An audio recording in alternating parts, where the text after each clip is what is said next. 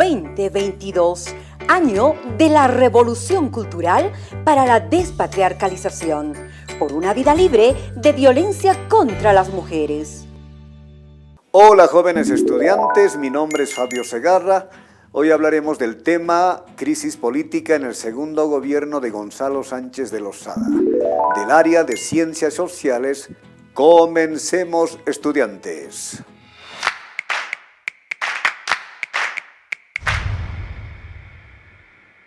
Hoy hablaremos de la crisis política en el segundo gobierno de Gonzalo Sánchez de Losada. Vamos a recordar un poquito de lo que es cuando asume la presidencia Gonzalo Sánchez de Losada, en agosto del 2002, y va a estar poco tiempo, casi un año un poquito más, y va a firmar su acta de renuncia en octubre de 2003. Vamos a hablar de algunas características de su periodo. El primero sería en este caso la crisis de la tierra. ¿Saben ustedes, jóvenes, de que en su gobierno, en el periodo de Gonzalo Sánchez de Losada, pues hubo bastantes problemas con personas que se organizaron y aquellos denominados, por ejemplo, como los sin tierras o los sin techos, ¿no?, que hicieron problemas con manifestaciones pidiendo tierras en el país. Otro problema serio que hemos tenido en este periodo también es el minifundio que hay en el altiplano. Lamentablemente, con lo que es la reforma agraria y la división de tierra, pues las personas han tenido poco o casi ningún acceso a la tierra y se ha dividido de forma muy pequeña las parcelas. Pero otra situación que se ha dado en el oriente ha sido de que en el oriente tenemos enormes cantidades de hectáreas, pero lamentablemente pertenecen solamente a una persona estas tierras. Es decir, la distribución que no es equitativa en Bolivia de las tierras.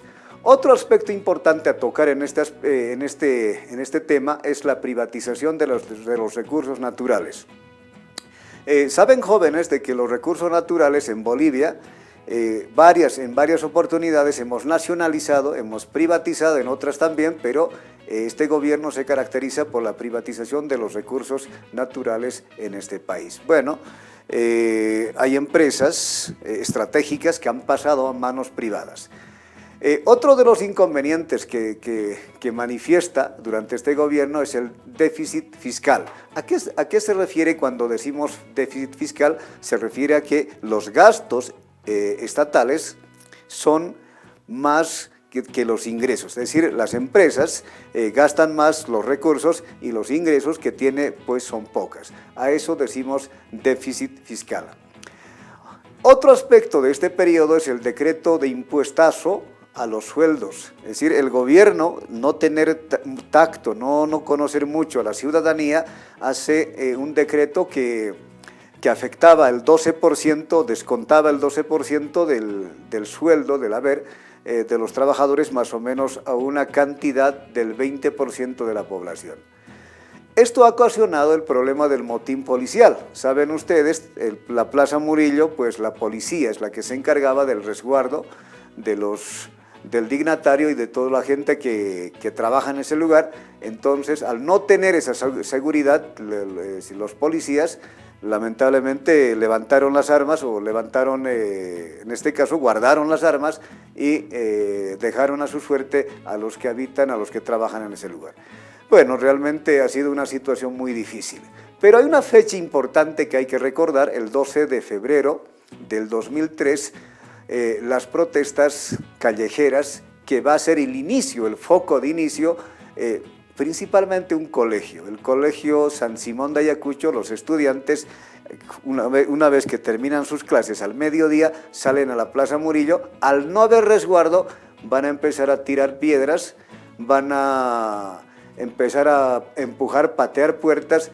Es el comienzo y el inicio de este conflicto. Otro de los aspectos importantes de este periodo es la demanda de una asamblea constituyente.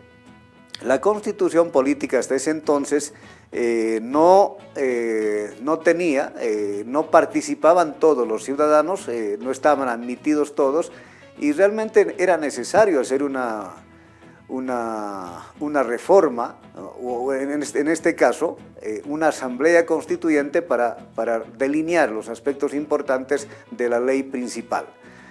El enfrentamiento entre policías y militares, una vez hecha el motín, pues lamentablemente el gobierno recurre a lo que es el ejército y la policía militar, y la policía amotinada pues van a hacer una batalla campal en la Plaza Murillo, lamentablemente con un saldo de un centenar de heridos y 30 personas, entre militares y policías, muertos.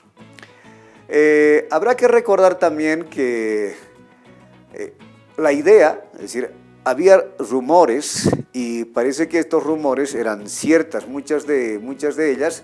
El gobierno pretendía vender gas a Estados Unidos y a México, mediante vía Chile, que sería el lugar por donde se iba a sacar el gas natural de Bolivia, y eso realmente enojó a la gente boliviana, y en el Alto, la ciudad de La Paz, pues la gente se movilizó para que este hecho no sucediera. Pero habrá que recordar un poquito más antes, ¿no? ¿Cuándo empiezan las negociaciones con Estados Unidos y México? En el gobierno de Jorge Quiroga, en el 2002, ya había intenciones de hacer negocios con estos dos países, ¿no? La salida del gas por puertos chilenos, se profundizó las negociaciones durante el gobierno de Gonzalo Sánchez de Lozada el 2003.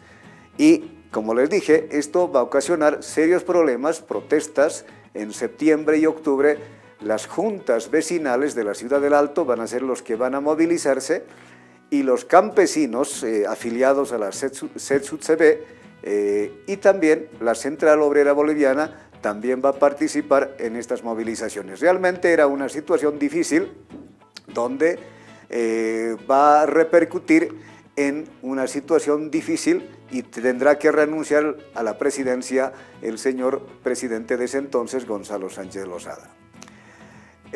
La intervención militar, los enfrentamientos de este Octubre Negro, como se denomina, hay 70 fallecidos y principalmente gente movilizada de la ciudad del Alto.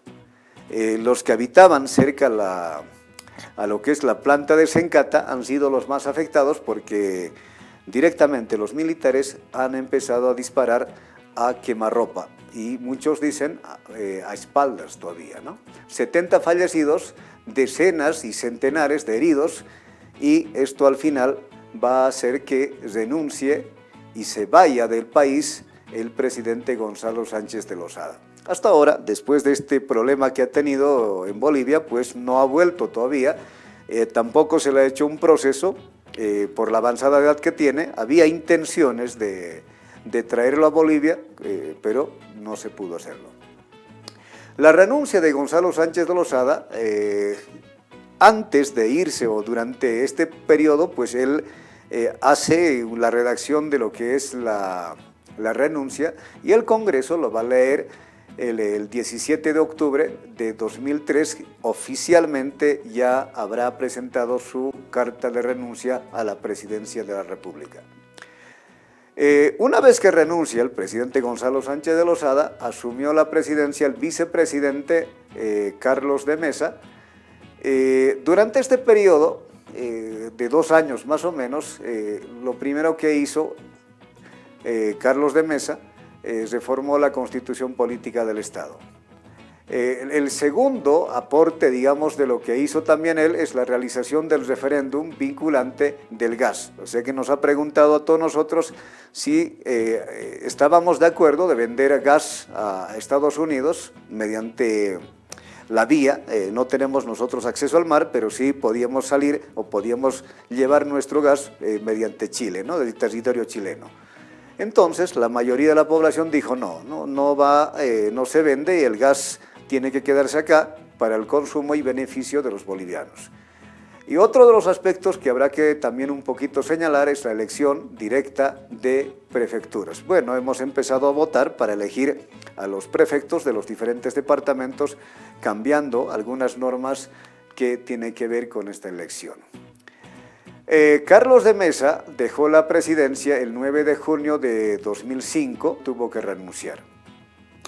El presidente del Senado de ese entonces, Ormando Vaca Díez, también renunció porque la gente tampoco lo quería, ¿no? Y también el presidente de la Cámara de Diputados, el señor Mario Cosío, también tuvo que dimitir. ¿Para qué? Para una sucesión constitucional recayó al presidente de la Corte Suprema de Justicia, el señor Eduardo Rodríguez Beltzé, que posteriormente va a asumir la presidencia, ¿no? El gobierno de Eduardo Rodríguez Beltzé comenzó el 9 de junio de 2005 tras la renuncia de Carlos de Mesa y culminó el 22 de enero de 2006. Estaba poco tiempo en la presidencia y solamente organizó lo que es la elección para que el nuevo gobierno, para que el nuevo presidente, salida de las elecciones, tome posesión y se retiró a su respectiva, a su trabajo en este caso, ¿no? a sus actividades cotidianas que él realizaba.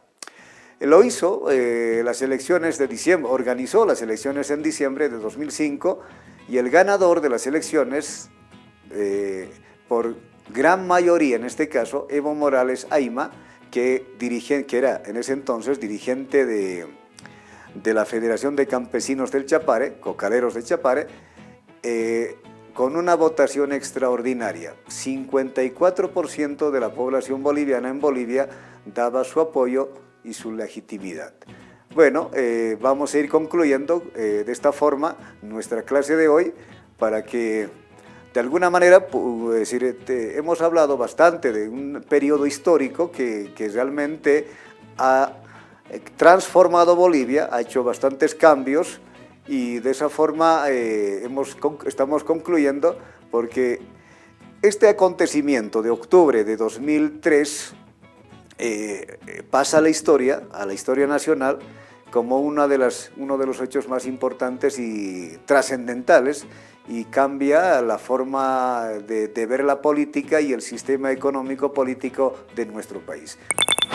Espero que le haya gustado la clase, no se olvide, revise siempre su libro, recuerda vacunarte para estar segura en casa y en el colegio y hasta la próxima sesión. Chao. 2022, año de la revolución cultural para la despatriarcalización, por una vida libre de violencia contra las mujeres.